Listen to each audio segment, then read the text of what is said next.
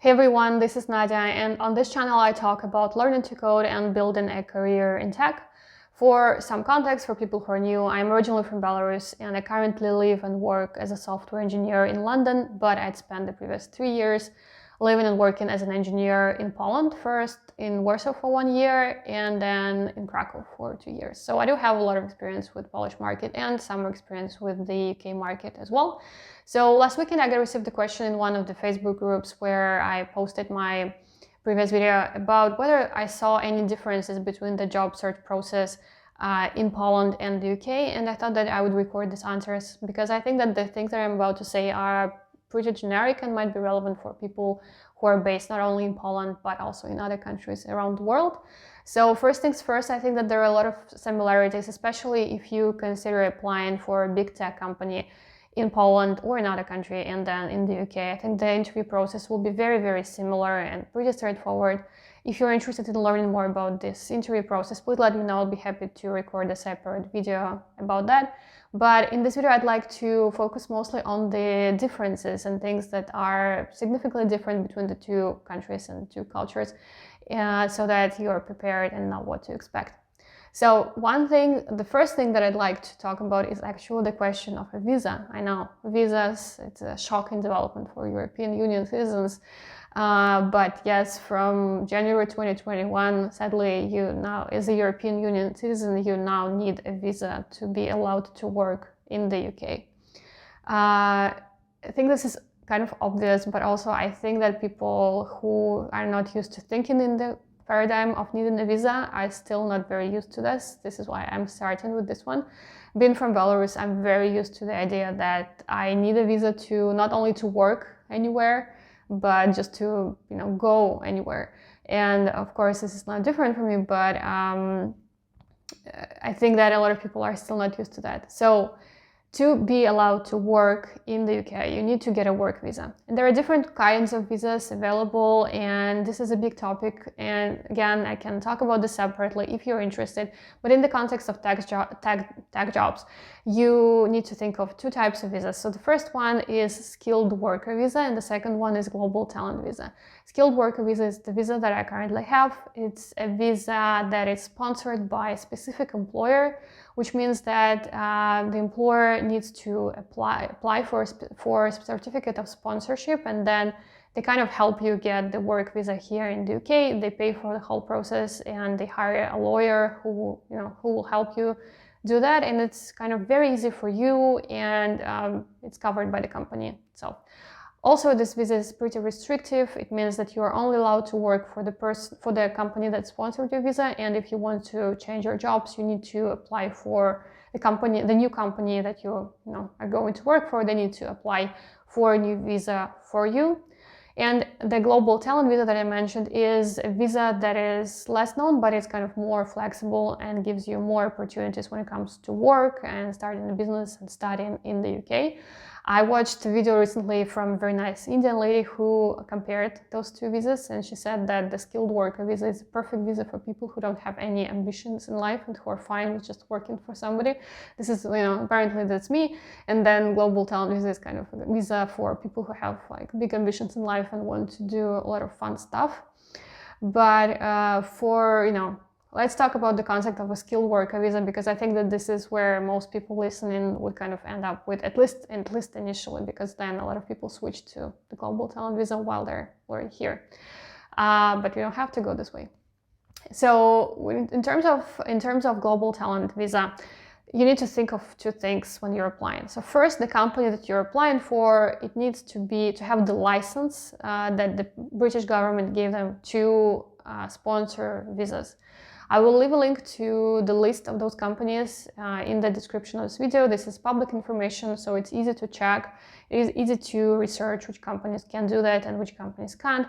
So you can use this list in two ways. First, you can check whether the company you're applying for is allowed to give visas, or you can also kind of flip it around, and maybe after you have applied to the companies that you were initially interested in and maybe things didn't work out, you can go through the list and you can search for companies that you haven't heard of or like didn't know exist that are allowed to get visas and kind of research them and then apply to them. So you kind of can flip this around. I wasn't really aware of this list and its existence when I was applying. So what I did is that in the beginning of my job search process and kind of in the beginning of talking to a specific company, I would ask them, hey, are you willing to sponsor a visa for me? And then I would kind of clarify also if they're willing to cover relocation from Poland to the UK. That's kind of the second question. I would suggest that you double check this in some way in order not to waste time.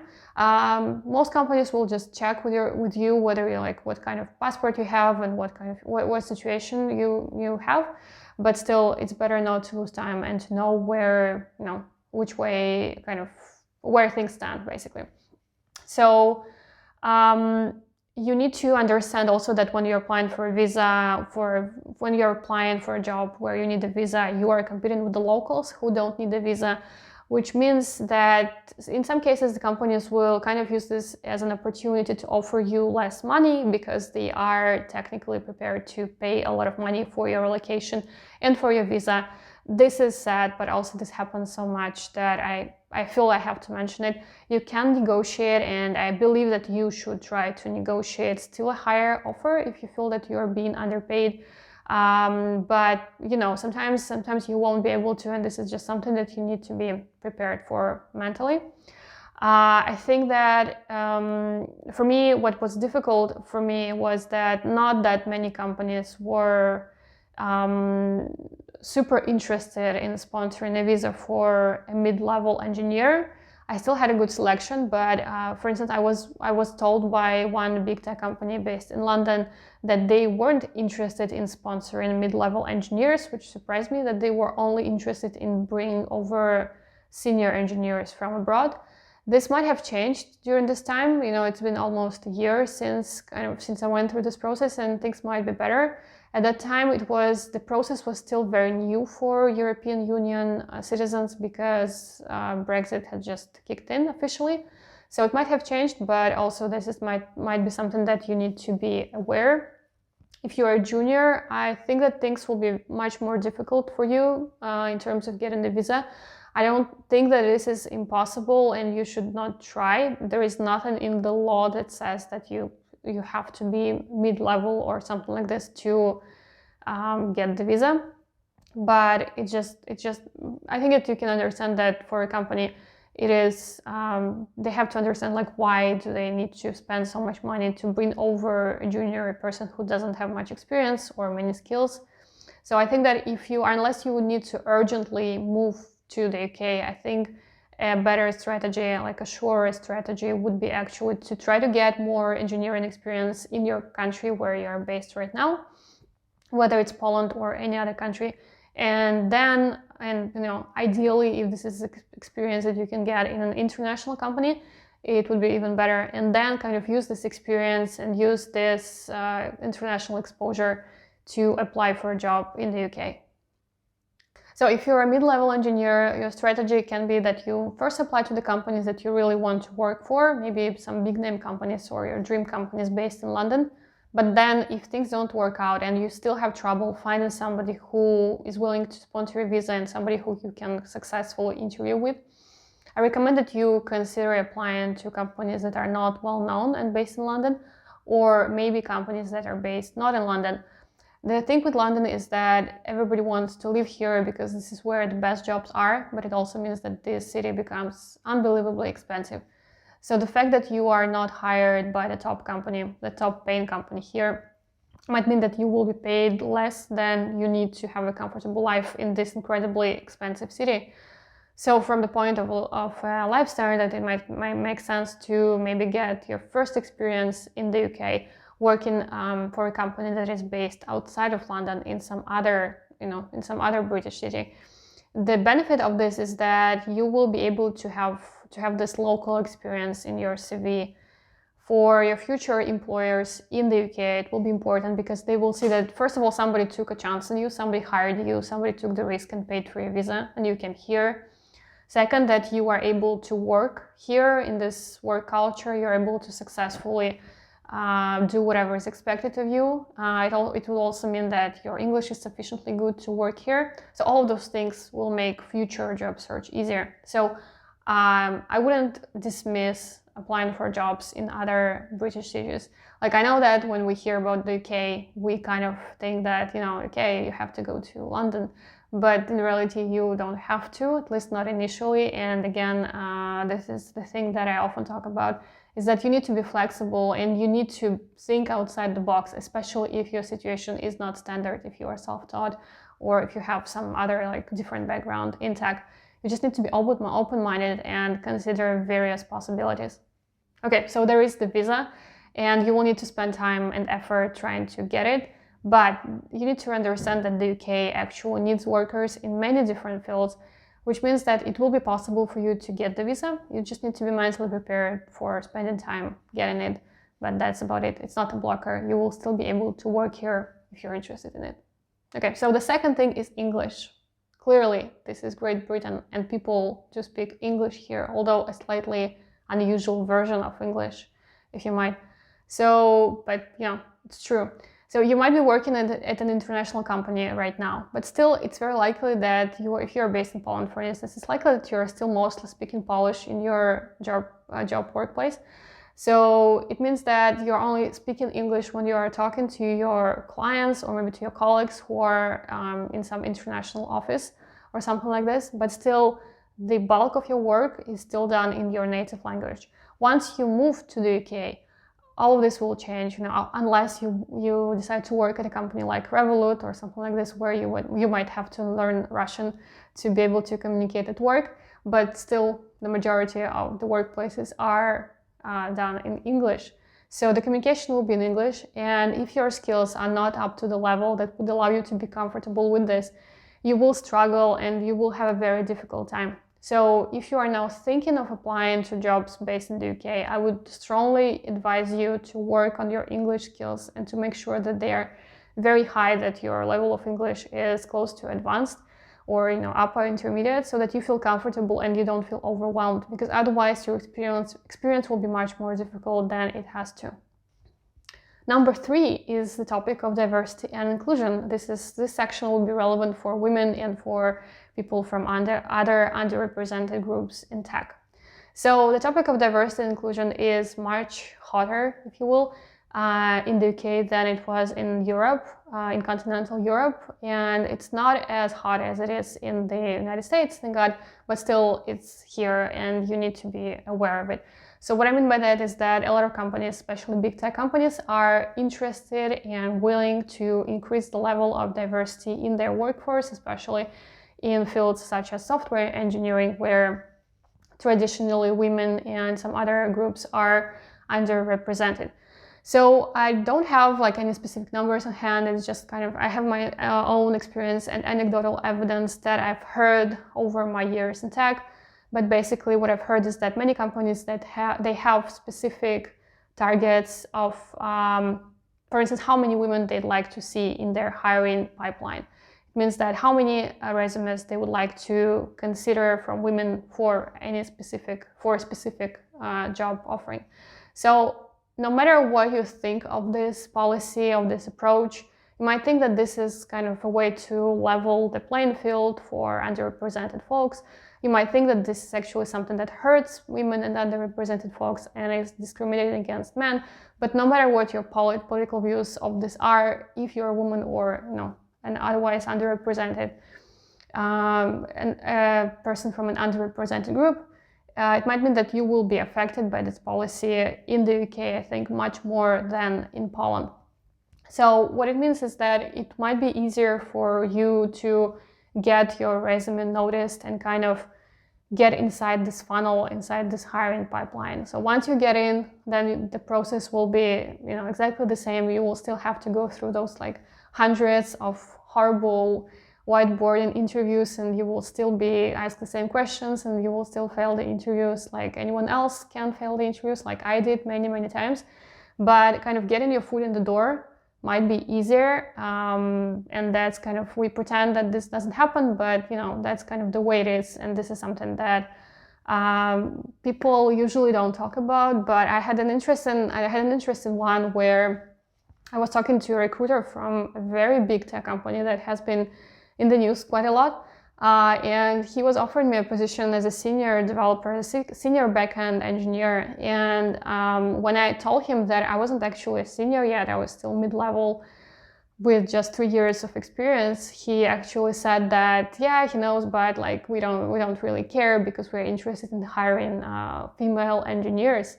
That was a pretty incredible admission, he might say, but that's kind of that was unusual. I didn't expect that, but that's how it is. Recruiters are usually smooth, but if you are a woman or if you are from an underrepresented group, that's something that you need to be aware of, and this is something that you might experience as well.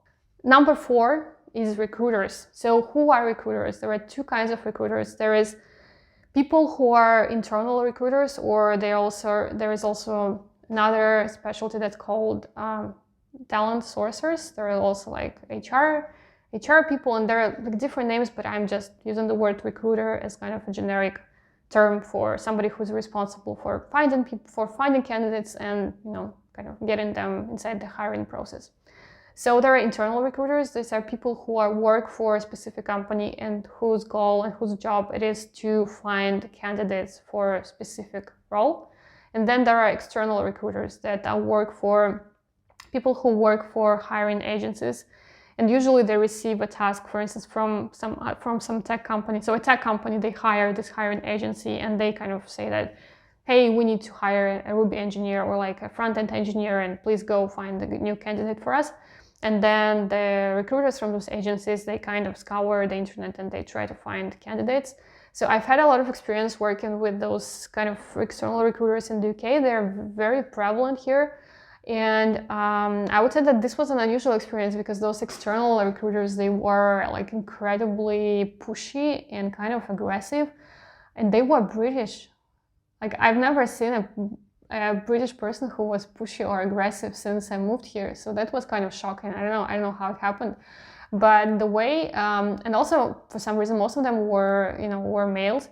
And they were pretty aggressive when it comes to asking for contact information, and sometimes I would just give them my phone number, and then like I give my number, and then a second later this guy calls me out of the blue without warning me that he's going to call me, without anything. And I'm sitting at work. I mean, I'm sitting at home working from home, but still like I'm at work, and I pick up and I tell him, hey, I'm busy, I cannot talk right now. That's not a good time. And then, I don't know how, but those guys are really, really good when it comes to kind of mind games and convincing you to talk to them. He would get me to talk to him like for 30 minutes to discuss the role. And even if I wasn't interested, somehow, at some point, he would get me to agree to talk more and kind of give more information and get inside this kind of hiring thing. And then I would try to pull out of it in some way. So they were very pushy. They were very, very good when it comes to sales, and it was clear that they're very professional in their occupation. But I know that a lot of software engineers are really not used to dealing with recruiters at all, even nice recruiters. But some external recruiters will be very, very pushy. You need to realize that they're like, a lot of them are working on commissions. It means that they will get money from the company if you get hired. So you need to realize that they're personally very interested in hiring, in getting you hired. So they are very, very pushy. So I would say that also there was a fair amount of gaslighting coming from them. What I mean is that sometimes, like, for instance, I would be like told that, this is what a certain job would pay. And I would say, this is really not good. This is very low. This is much lower than I would expect. This is much lower than I need to live in London. And also this is kind of lower than, this is less than I'm making right now, adjusted for, for a different currency in a different country. And the guy would be like, you don't understand. You are from another country. You have never been here. You don't understand that this is actually a lot of money. This is good pay. Nobody would ever pay you more money, which is totally not true. But if you are not prepared, I can imagine that they might sound very convincing. So please, if this happens to you, don't believe them. Do your own research when it comes to money. There are websites where you can find how much people are actually paid. There are like Glassdoor is famous, but also it's very inaccurate. There are much better sources such as Levels and Team Blind. And I also leave the links to those websites below.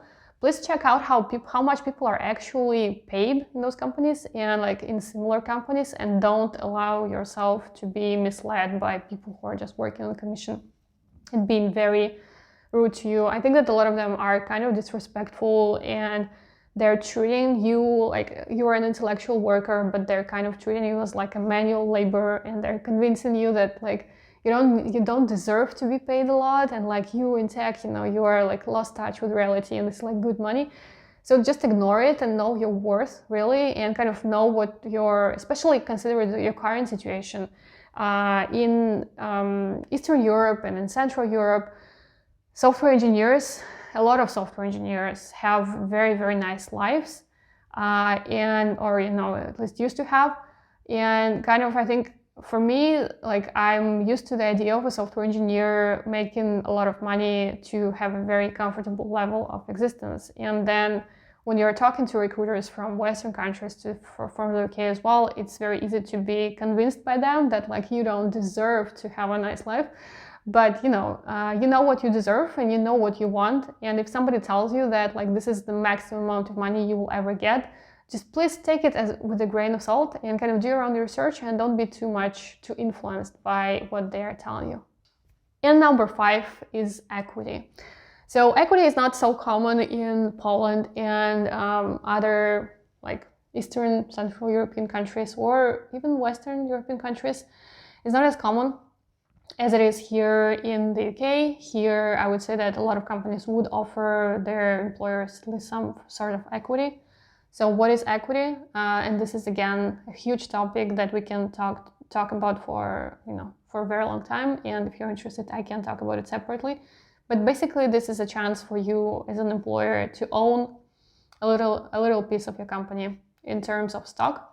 And there are different ways to organize this equity package. You might be able to own kind of a piece of your company outright, or you might be given the right to buy a certain percentage of your company's stock at a certain price once the company, for instance, goes public, if it is private right now. All of this is very complicated. I know that most engineers are very, very bored when they hear about this. They don't want to know about this. They're just like want to code and get their money. And I've seen that a lot of people are just not interested in finding out like how much their stock is worth, like what this would mean, and whether the package that they've been offered was good or not, and they kind of don't care. And then I think that for a while, for instance, if the company is private and you cannot actually sell your stock, I think it's okay, like you don't care about it. But then when a company goes public and you kind of sell your stock, for instance, you might see that actually like if you had negotiated 3 years before, it might mean that you would be able to buy your first apartment, for instance, with the money that you got or something like this. I use the example of the house, of like buying your property, because I think that a lot of people are interested in, and this is something that normally you would have to save for years and years to be able to afford. But having stock at a company that goes public, for instance, might be like a good way, like a very quick way to get a lot of money at once and maybe get on this property ladder quickly, if you're interested in that. But this example of a house, like being able to buy a house, I think it signifies how important stock is and how dangerous it is to ignore it. This stuff is very complex. There are so many questions that you need to understand. You need to understand like the things like in general, like what your equity package looks like what it is, like are there like restricted stock units, are there stock options or growth options or something else, what the exercise window is, so how much time you have to sell your stock after you leave the company, then what the taxes will be on this stuff. And this is something very interesting, because like one thing that I didn't know when moving here is that in the UK, when you get stock options, so basically stock option is like an opportunity to buy the stock of your company at a certain price. So when you do that, you actually have to pay income tax first, and then you need to pay capital gains tax after you sell your stock, which was kind of a new development for me. Hadn't dealt with it in Poland. And there might be other things like this in the country where you're moving, specifically in Great Britain. There are various ways to organize the equity package, and you do need to spend time researching this, because I think that a lot of people, well, like, first of all, like, most people don't negotiate at all, but then even if people who are like have been coached to negotiate, and I think that you should always negotiate, they negotiate on the base pay, or maybe they will get like a sign-in bonus or something like this, but then they don't try to negotiate on equity, and this is a big mistake, and you should be prepared. You have to educate yourself as much as possible, because you kind of want to not to get screwed over by the company. I think that in reality you will get screwed over in some way, in some shape or form still, because you're an engineer, your job is to code stuff, and the job of recruiters and hiring people is basically to deal with the negotiations, and they are much better at negotiation than you are, and you need to accept it, and you need to accept that still most likely you won't get the best possible deal, simply because you are in the least privileged position. You don't have all the information that they have. But I still think that you need to educate yourself as much as you can, and you need to go into those negotiations very strong with a lot of background information. So just do your homework, be prepared to fight for what's important for you. It's much more, I think it's a little bit more complex here in the UK, but still, if you prepare, I'm sure you'll do very well. So these were my top 5 differences between job search in Poland and the UK. Let me know what you think. Let me know if you have any other further questions. Thank you so much for watching this, and see you in the next one. Bye.